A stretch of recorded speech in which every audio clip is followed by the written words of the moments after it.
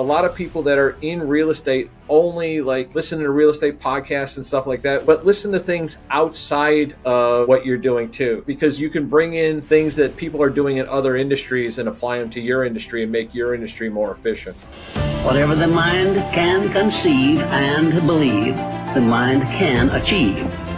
Welcome to the Dream Big and Think Different podcast, where we inspire, impact, and empower. Progress is impossible if you always do things the way you have always done things. It's time to dream big.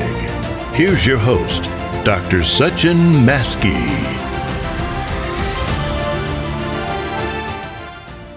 Hello, everyone. Welcome to another episode of Dream Big and Think Different podcast, where our mission is to inspire, impact, and empower millions of people. I'm your Dr. Sachin Maskey.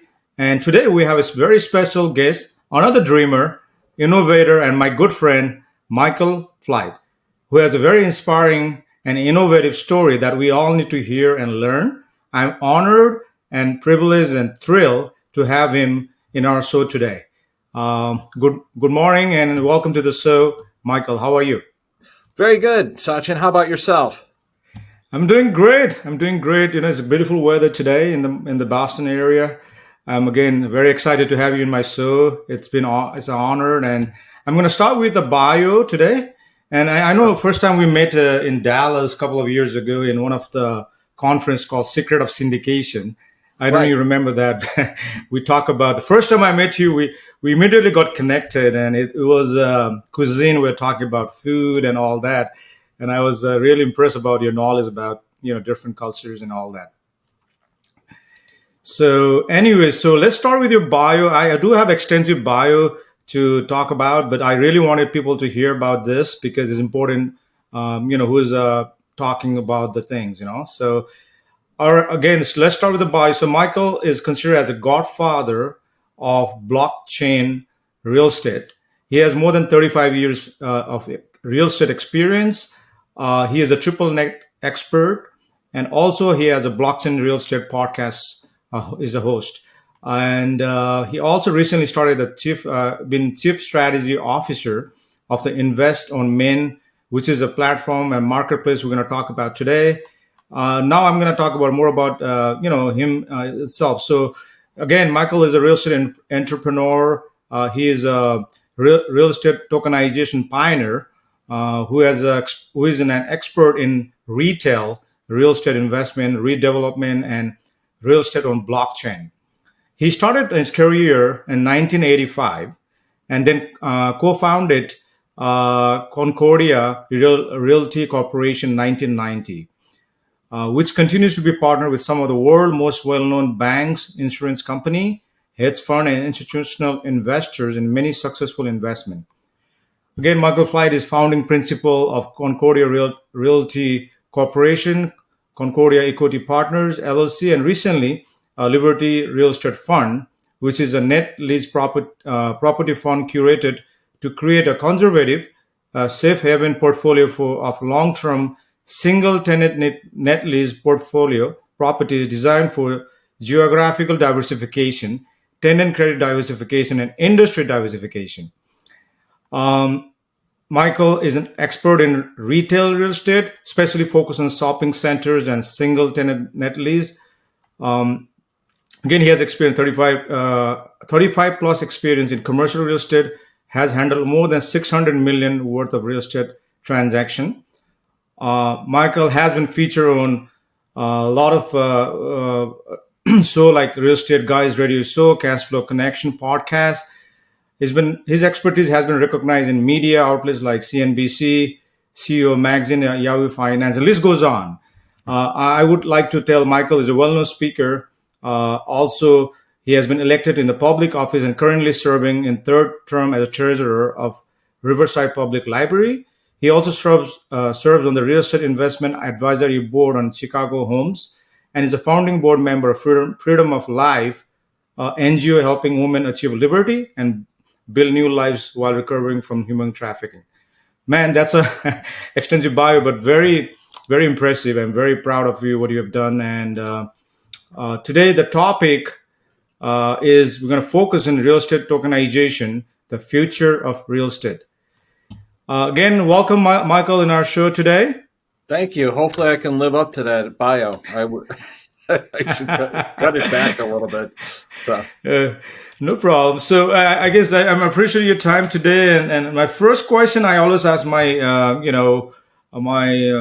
guest is, who is Michael Flight and why is he in this world? Michael Flight was born in the Chicago area and a citizen of the United States, and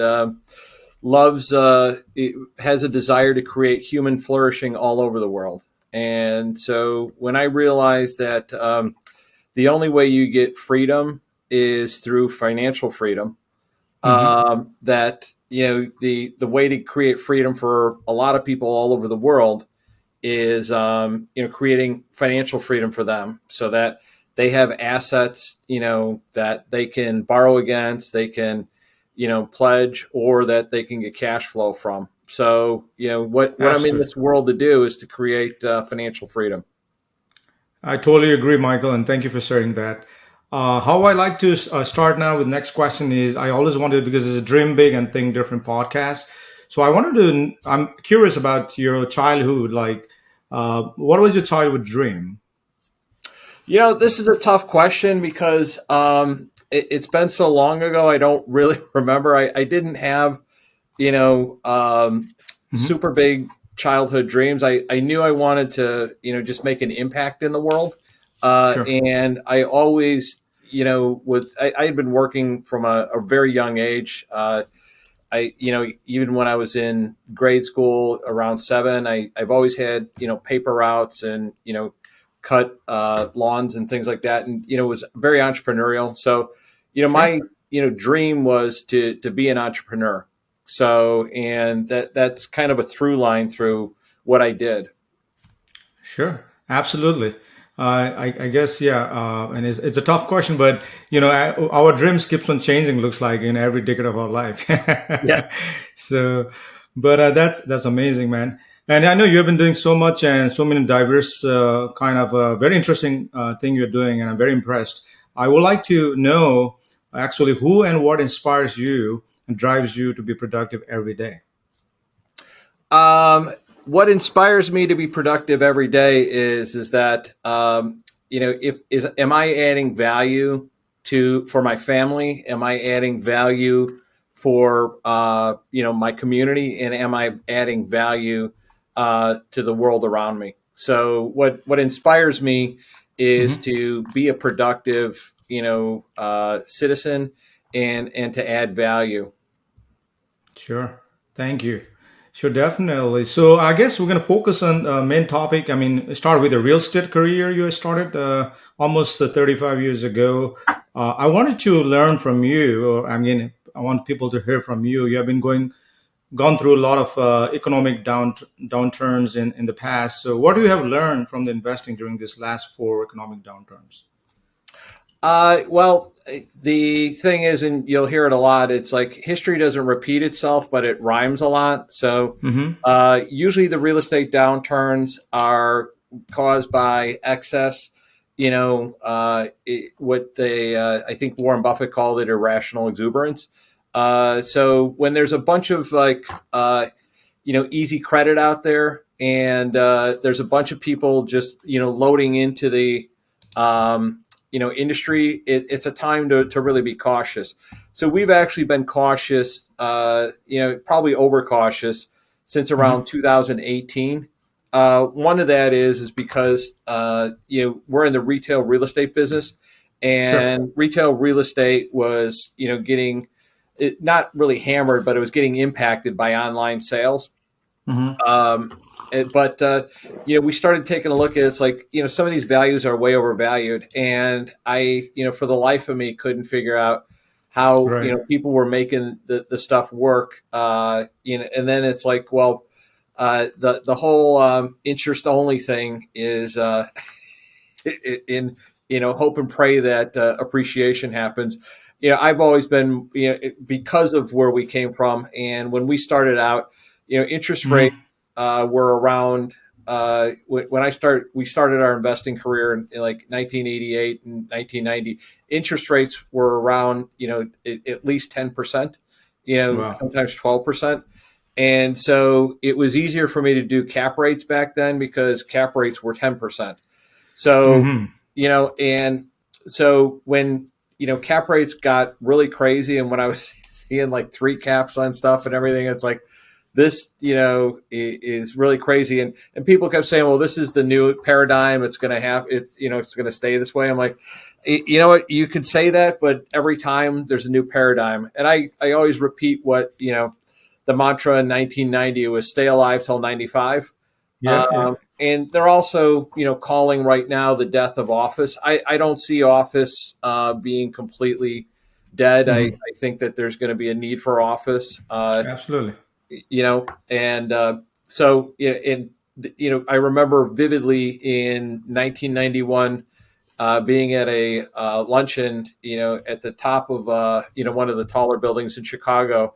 Somebody saying, Right. "Well, there'll never be another office building built till like 2020 or something like that." And like here we are in Hmm. 2020, and like they started building office buildings 3 years later. So you Hmm. know, Yeah, there's I know. peaks and there's troughs, and you just have to be aware of, and just make sure that you're making the best deal and that you have an exit plan. Absolutely, absolutely. I think it depends upon you're absolutely right with the business plan and team involved and a strategy and everything, right? So I totally agree. Since we're talking about real estate, and I wanted to know from you your experience in a long term. So how can people use as a real estate to protect their saving and wealth? You know what? The best thing to do is to buy real estate right. And if you're not comfortable with buying real estate right, Hmm. partner with somebody or become a limited partner with somebody that knows what they're doing. And Sure. the other thing is always look for, and this is what I in anything, it's like appreciation is great, and if you can get the appreciation, that's good. But I always, start with what's the cash flow first. And then, Hmm. if there's an opportunity for appreciation, the appreciation is just a bonus on top of that. And you're Hmm. going to see that now. And I truly believe, probably at the end of this year and into next year, we're going to see a really good buying opportunity. I'm gonna just start with your first, I guess, company you started back in 1990, Concordia Realty Corporation, and now you're the founding principal of this company. I want to know why and how you got started. Well, the reason why me and my partner started the company is because we were all laid off. So, and so That's a good reason. yeah, and we had each of us had offers for with different companies, and Yeah. but it would have meant relocating. And as we were discussing, I said to my partner Corey, I'm like, we could take these jobs and we could end up in a worse position because, those companies are probably going to go through the same thing and lay us off Absolutely. 6 months, and then we'll be in a different place and we'll have to move back. So why don't we just start with it? And then the other Hmm. thing is, the people that I had worked with at different companies, I had worked for two companies before that. I had a really good network, and they went to large institutional investors like Aegon Insurance, and one of them went Hmm. to a Dutch pension fund consortium that was publicly traded in The Hague. And so I had these contacts, and they were looking for people to do the operations. They were primarily finance. So Hmm. we ended up just partnering with a lot of larger institutional investors because we could actually operate the property. One of our partners for the longest time, he would introduce me to guys in New York City. He's like, "Yeah, Michael's a real operator. These guys can empty out a building in like a year." And it's Right. like, and the reason why that's great is because if you can empty the building out, then you can redevelop it and do other things. So that was our specialty, is Hmm. redeveloping. We were some of the first people in the United States to do what's called demalling. So we would Hmm. take old malls that were basically dead malls and Okay. empty them out and then redevelop them into other uses. Oh wow. Okay. So, I guess in terms of this retail real estate, I mean, since you're involved in tokenization, do you believe will retail real estate will ever go all online? Um, I can answer that question by saying, look at Amazon. Amazon has figured out that they can't do everything 100% online. That's why they're doing Amazon grocery stores, Amazon Yep. bookstores, and everything Yep. else. And it's very expensive to do, online things. So most, Okay.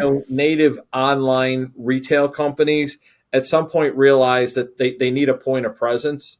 Yep. But it's extremely expensive. Everybody says, "Oh, you can just open up, a retail store online and everything," but there's shipping cost. There's an incredible amount of returns. So there's a much higher percentage of returns with online stuff.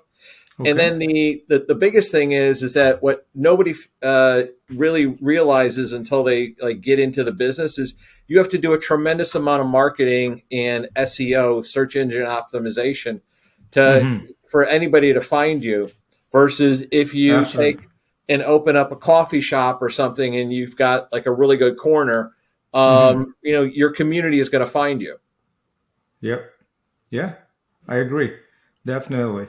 And So one additional thing, online stores actually do better, even online, if they open up a physical store in a community. So people in that community will actually buy more online and at the store.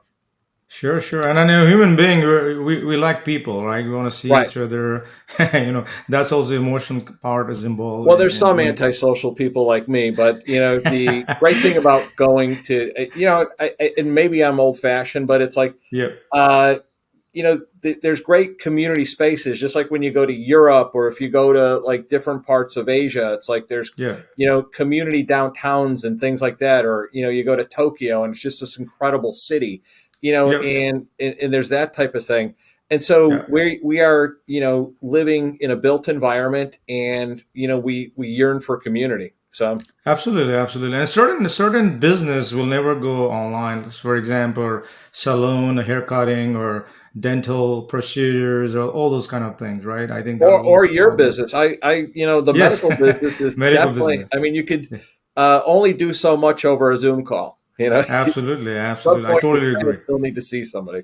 So I just want to make people to hear that, and I think they will be happy to know that we'll be still around. So anyways, so next question for you. I know you've been on triple net lease for a long time, and what do you find so compelling about triple net and properties as an investment asset class? Well, the greatest thing, and I love saying this on podcasts because most people are familiar with multifamily, most people are Mm-hmm. familiar with single family rentals and things like that. Right. But triple net leases, the net is net, net, net. The tenant pays for the real estate taxes, the tenant Mm-hmm. pays for the insurance, and the tenant Mm-hmm. pays for the maintenance. And Mm-hmm. so you get nothing but net income. And that's what the great thing is that the tenant pays for all that stuff. And they And also pay for mortgage. well, yes, you just have to make sure that your rent covers the mortgage. Yes. Yeah. So Sorry, that's go the ahead. great thing. And a lot of people say, well, sometimes there's a fixed rent, and what about inflation? It's like, well, you need to make sure that you're buying in a good area that you're going to get appreciation. But the other thing that most people don't, remember is that inflation is going to make it more expensive for these retailers or developers to build in the future. So if you can Mm-hmm. buy an existing, triple net asset, somewhere in the $100 to $200 per square foot, construction costs in a lot of these areas are actually around, more than that. So if you can Mm-hmm. buy, below construction cost, inflation, even if the tenant moves out, you're going to have to do some work, but you're going to have an asset there that is already built. Mm-hmm. Sure, absolutely. And thank you for sharing that. And I'm going to dive into our main topic today, tokenization. And I'm also myself very fascinating, and it's a future of real estate, I believe, to be honest with you. And I know you started the Liberty Real Estate Fund in 2019. Again, why and how we got started? Um, I got involved with it because I was asked to consult on a project it was an ICO, which is an initial coin offering, which was a crypto Mm-hmm. offering. Right. And it was these guys out of Romania, and they were like incredible technologists, and they knew, how to set up stuff on the blockchain, but they didn't know Right. anything about real estate. So Okay. we helped them redo their white paper because their white paper had the word awesome in it like 300 times. Yeah. So, and they actually raised money, and they had almost no real estate experience and actually no assets. And, they raised Hmm. about 1 million too, which doesn't sound that great, but it's like, I found it amazing. It's like, well, if these guys can raise 1 million too, I should be able to raise 1 billion doing this. Yes. It's like, Absolutely. and then, I found out that I'm still affected by the same securities laws that have been around since 1933 in the United States. Yes. And that Absolutely. if we tied anything like cryptocurrency to real estate in the United States, and Mm-hmm. we had U.S. investors in it, then we would Sure. be subject to the securities laws, the Howey's test, and all the rest of that. Sure. So Sure. I basically had to learn not only the technology part of it, but I also had to educate the technology people on, the technology can do that, but I can't Mm-hmm. do that because it's illegal, or we can't do that because it's money laundering, and so it's like Absolutely. uh, there was a really big learning curve with us learning how the technology interoperates with things, and the technology people, how they need to apply this to the very specific, tax laws, securities laws, and local laws that real estate, lives in. Absolutely. We're going to dive into this more about what are the benefits and risk and all that.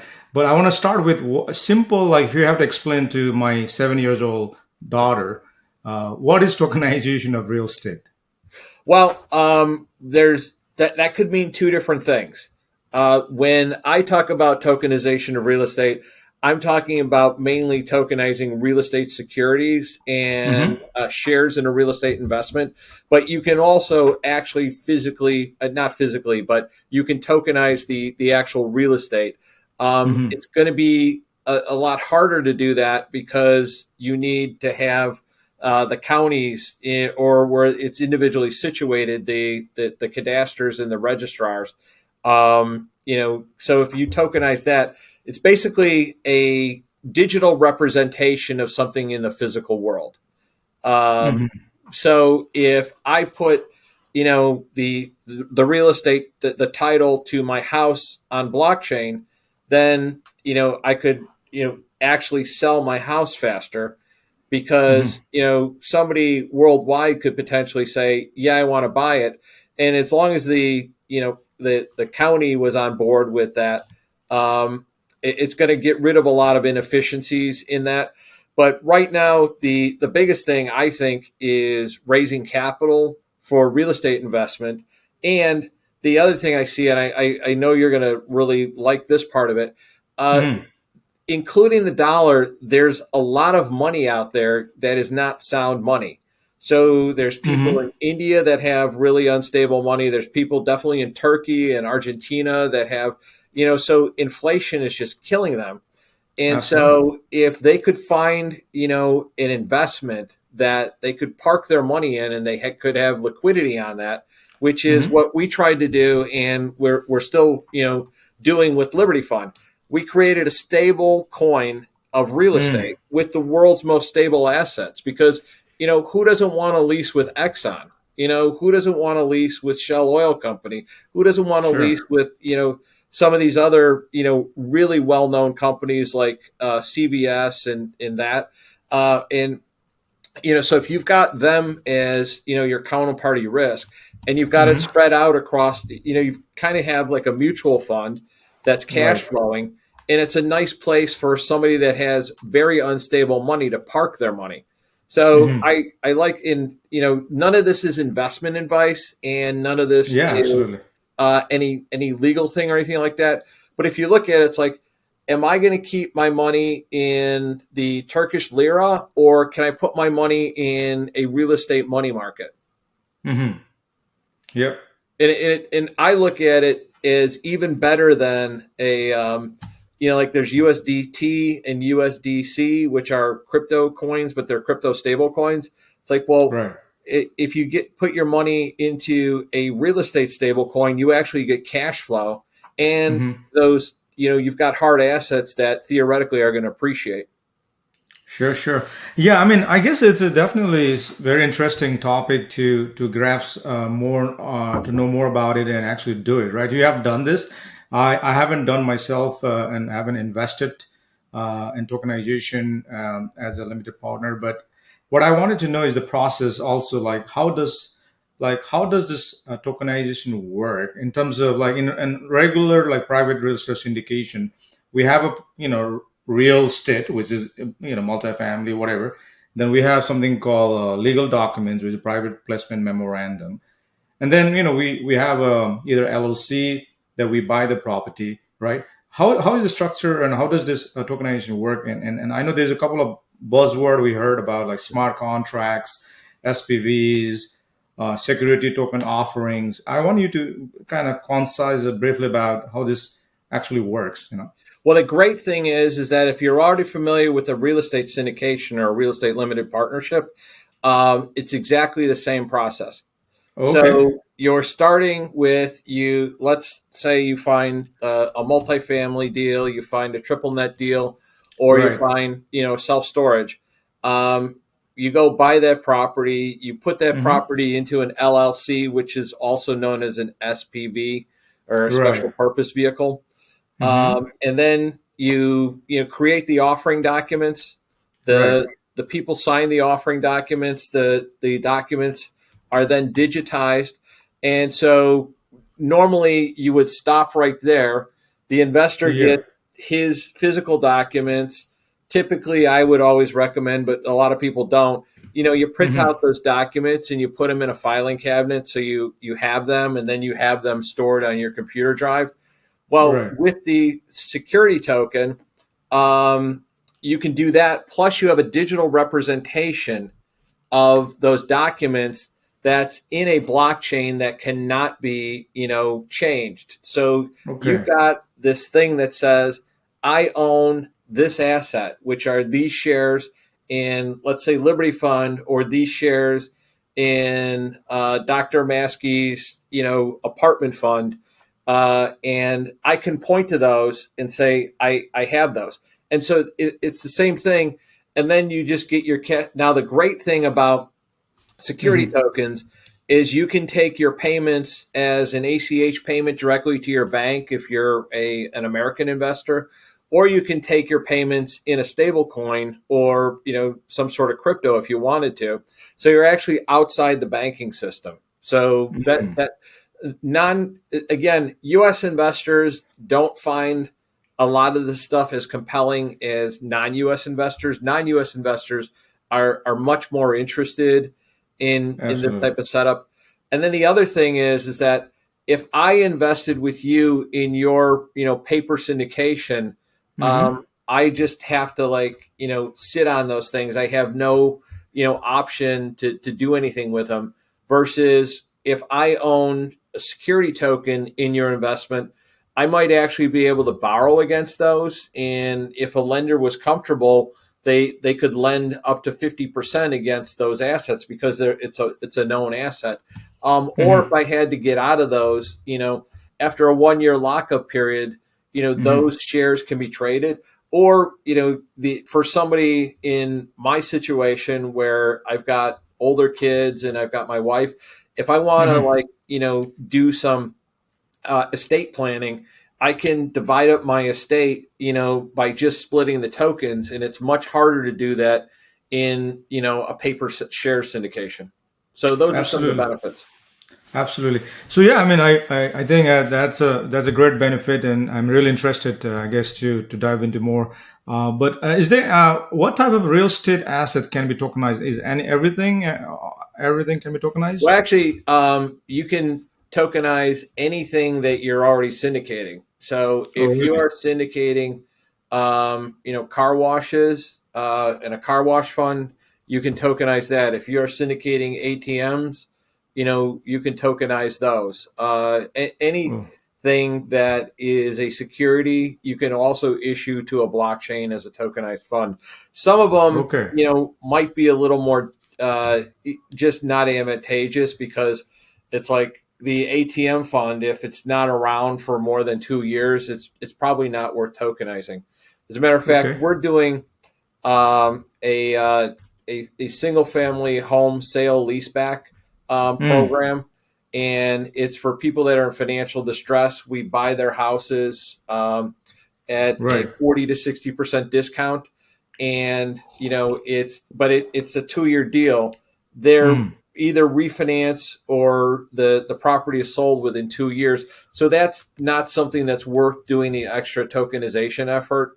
hmm. But it's a great thing right now because there's a lot of financial distress out there. So my partner and I, who we've partnered since 1998 on a number of different residential things, when he told me about this thing, it's like, you know what, that's like really something that's going to help a lot of people in financial distress because the banks aren't in the market right now. So Absolutely. we're doing a $5 million fund, and then we'll probably have another $20 million fund follow on. But Wow. there's just so much demand for that right now. But again, I wouldn't recommend tokenizing that because it's only a 2.5 year duration on the fund versus if you've got an apartment fund that is going to be around for 5, 7, 10 years, it's worth tokenizing. Absolutely. Yep, sounds good. So, I mean, you mentioned a couple of benefits already about real estate tokenization. What I've learned from you is, I guess, number one, I think, is liquidity, right? Compared to private syndication, because a lot of this, real estate syndication requires is illiquid, basically. I think that's one benefit. I believe, is that correct, Michael? Yeah, I never really push insanely hard on the liquidity part of it because right now there's not a lot of markets. One of the things that we're doing with Invest on Main is creating a marketplace so Okay. that there will be not only a lot of sponsors issuing, alternative investments, but it'll also be a place where, after the lockup period, those can trade. So, but I'm not sure exactly how much liquidity there's going to be because these Mm-hmm. are still smaller investment sizes, and it's never going to be. Well, I shouldn't say never. So, but as of right now, I don't see it being as crazy liquid as cryptocurrency or Oh, yeah. the New Yep. York Stock Exchange. But there is a potential for liquidity because there's potential to get out versus it's much harder to get out of a paper syndication. Once you're in it, you're in it. And then Yeah. even if you can't get out of it, there's the potential to borrow against it, which is a form of liquidity. Mm-hmm. Yeah, yeah, I agree, and thank you for clarifying that. And I think the another major benefit I what I just learned from you is the like globalization kind of anyone from anywhere in the world can actually invest with the tokenization. So I mean, there's no barrier, right? So how I'm just a little curious, but people in, like, for example, any country can do this, or any specific, like, how Well, there's actually different this laws. happens. Yeah, Yeah. there's different laws for each country, so it really depends. But when we did the Reg S, part, Mm, we did two separate token offerings with Liberty. One was a Reg 506C, which is for accredited U.S. investors, and we did another one which was for Reg S. And the Reg S proved the most popular because mm-hmm. there's a lot of people looking to get their money into, and regardless of what type of problems are going on in the United States, it is still the best real estate market in the world, Mm-hmm. and the best Absolutely. place. So any place that has like English common law or something like that is going to be a good place to invest your money. Mm-hmm. So that's, but it really depends. If I were to sell our tokens into Europe, um, Mm-hmm. we would need somebody in the European securities industry to actually sell those. So Mm-hmm. if we're marketing into those things, so Sure. so it really just depends on again, it's like whether you're living in California or Texas or Massachusetts, there's different securities laws for each state too. So Absolutely. Yeah. So thank you for sharing that again. I know we've been talking about benefits of real estate tokenization. What would be some of the risks and challenges of that tokenization you can share with us? well, the biggest problem with tokenization right now, number one, there is no secondary market. Number two, there's a lot of people out there that say they're tokenizing, and what they're actually doing is issuing illegal securities. Hmm. So, Wow. I see there's a thing called NFT, which are non-fungible tokens. Yes. And I've seen a few different projects and platforms that say, oh, well, we don't need to issue it in accordance with securities laws because we're doing NFTs and NFTs aren't securities. I'm like, no, Mm. if you're selling anything that has the assumption that you're going to like make some sort of gain, it's a Hmm. security and the SEC is going to go after you. So I would be careful to go with a reputable company that's doing things. Absolutely. Number two, there's it's really expensive right now to tokenize, which is why we're trying to address that. Um, Okay. we have another company that's called Accelerated Law, and Okay. Accelerated Law will not only reduce your offering memorandum cost because it just automates the offering documents, and we figured Hmm. since we were backwards engineering the offering documents for the smart contract, why not actually disrupt the legal industry? So we've partnered with one of the best, uh, you know, law firms out there that are very familiar with both blockchain and securities laws. They're a securities attorney. We've partnered with them, and so we can actually reduce the cost of offering documents by 50 to 60% and Wow. issue the tokens at the same time. That's amazing, man. So the legal documents are all done, that they're ready for tokenization, and we can also do the smart contracts. So that's where Wow. the value add is. Right now, Sure. there's people out there that'll say, well, we could tokenize your shares for $8,000. We could tokenize your shares for, I've actually had somebody quote me, $50,000 at one point in 2020. And Wow. it's like, well, you've got that extra cost associated with doing the tokenization. There's no value add there. Yeah. And you still have to go through all the offering process and go through the attorneys. And so while we believe, that you need to absolutely work with securities attorneys, Absolutely. most of the time, if they're just doing an apartment deal, they're charging you this really high amount of money, and they're just basically cutting and pasting, Hmm. the Yeah. last person they did, and they're throwing your name in there. Oh, And yeah. then they just say, what's your business plan? And they put that in there. And it's like, Yeah. so, we took a look at this. I'm like, because like I said, we had to engineer it to do the smart contract. I'm like, well, this can all be automated. you Hmm. know and Yeah. there's a lot of situations where, so like probably 60 to 70% can be automated, where there's the funds or the deals that are extra complicated. Those should, that's where the best benefit. And so that's what we discussed with our partners, the securities attorneys. It's like, look, Mm. you can work on this stuff, which takes a ton of time and all the rest of it, or you can like automate this part of it and work on the stuff that really you use your brain with. For sure. Absolutely. Yeah, I agree.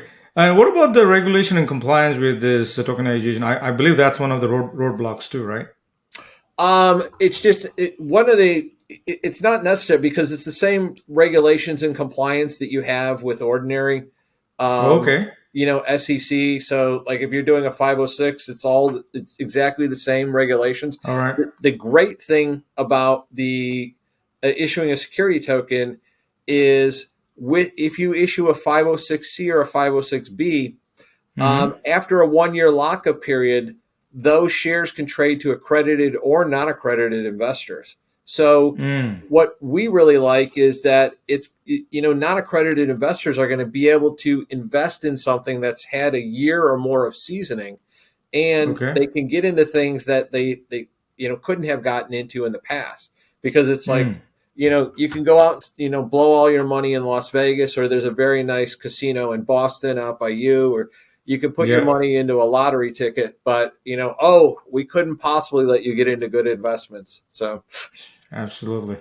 So, what are some of the tokenization platform you guys use, or I mean, or or common one? well, the tokenization platforms, there's a number of them out there. But the accelerated law would be, Okay. itself, where you would get the tokenization done, and then you could list those shares on any ATS like T0 or Oasis Pro Markets is one of the best ones out there. And then what we're doing with Invest on Main is you could list your shares on Invest on Main. So we're Hmm. specializing in not only real estate, Okay. but alternative assets like oil and gas and Okay. crypto funds and other things like that. Okay. Yeah, man. So there's we talk about benefits, risk, platform. I wanted to also ask you this question about tokenization. Do you think this will replace our old-fashioned private real estate syndication? I think it's going to be parallel. I think at some point, investors are going once investors get comfortable with it, investors are going to demand this. So I Mm-hmm. don't think it's going to replace it. Just like when we had Canadian investors in some of our funds, Right. in the late 2000s, Canada doesn't recognize LLCs. So we had to Right. go back to doing general partnerships and limited partnerships. Mm-hmm. I think that there's still going to be a place and there's still going to be people out there that'll say, I don't need to do that. I don't want to do that. And Mm-hmm. if they're, a good enough company that has a waiting list of, people that want to invest with them, like Berkshire Hathaway with Warren Buffett, Right. they're going to be able to do what they want to do.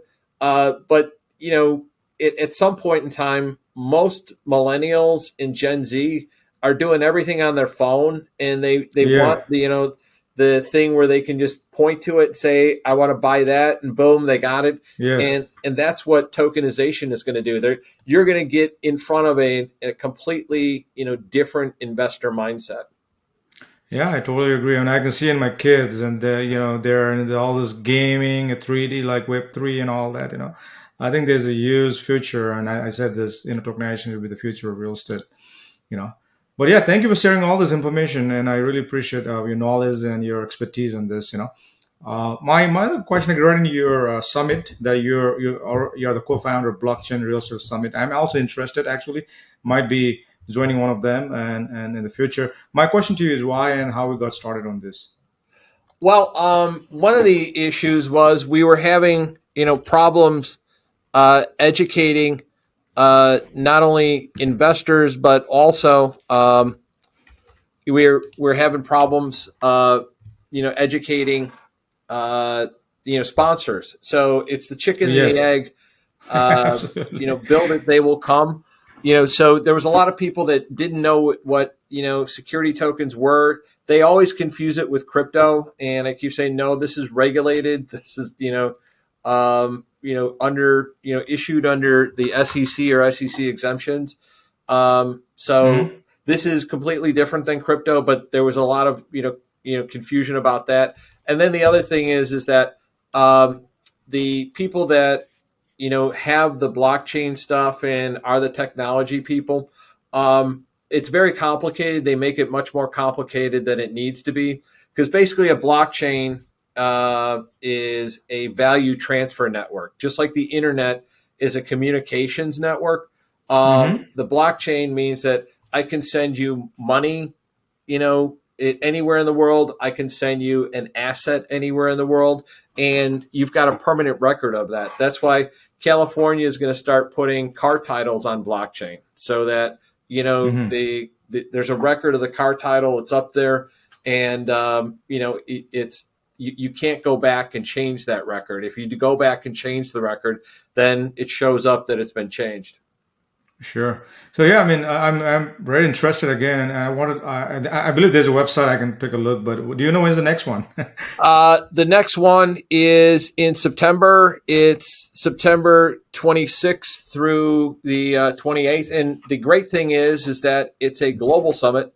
And so we're Okay. doing it online. Oh, nice. Really? That'll be So awesome. the first day, Tuesday, September 26th, is a European focus.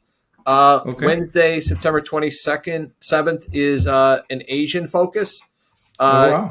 And so you're going to have to get up really early in the morning for that one. It's going to be 3 a.m. to 7 a.m. Eastern time. Oh, Uh, wow. fit But to, it will be recording, or is this going to be live? it will be recorded. It'll be all online. And then Okay. September 28th is for the Americas. So it's a truly global summit.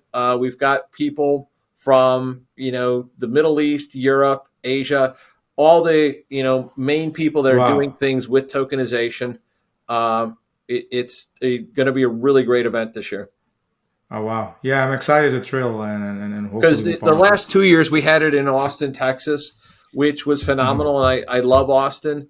Yes. But it's hard to get because blockchain and is really a global and phenomenon, and some of the brightest people in the world are outside the United States. So it's like, let's just Yep. put the whole thing online and get the best and the brightest. Yes. Yes. Absolutely. And And then wish I you good think luck. next year we're actually going to go back to in person. We're going to do one larger one and then a few in person events in different areas like Europe, Yeah, I Dubai. love in person, by the way. Oh, I love in person too. Yes, definitely. It's just we wanted to do one online to get everybody involved for this one, and then start doing in person Yes, events in different areas. I agree. So listen, Michael, I guess since you have a lot of experience in a lot of things, I wanted to hear from you and my listener, we were watching and listening to, give some advice on like your expertise and some of the diversification strategy that investors can use to create a passive income and protect against inflation.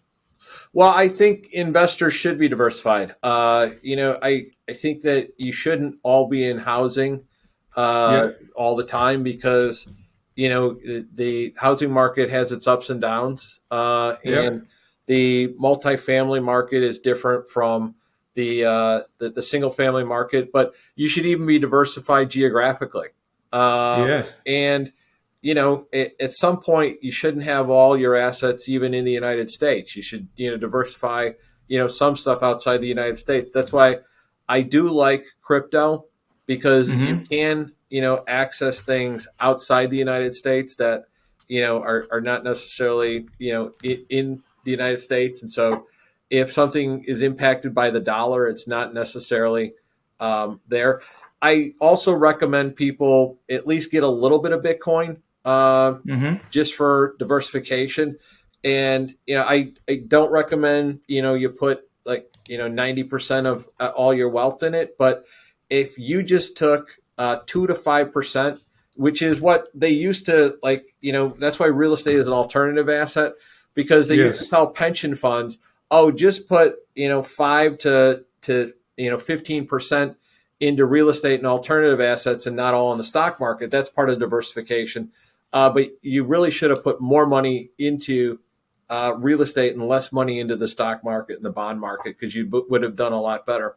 But anyway, just Sure. do something with Bitcoin, because even if it goes to zero, you haven't lost everything. But I think there's a bigger chance of it going to 1 million versus going to zero. Absolutely, absolutely. And I think I like about your triple net diversification there too. Oh You yeah, know. yeah. So I would recommend, if you're, like I always equate multifamily development deals or multifamily value add deals as, like the growth stocks.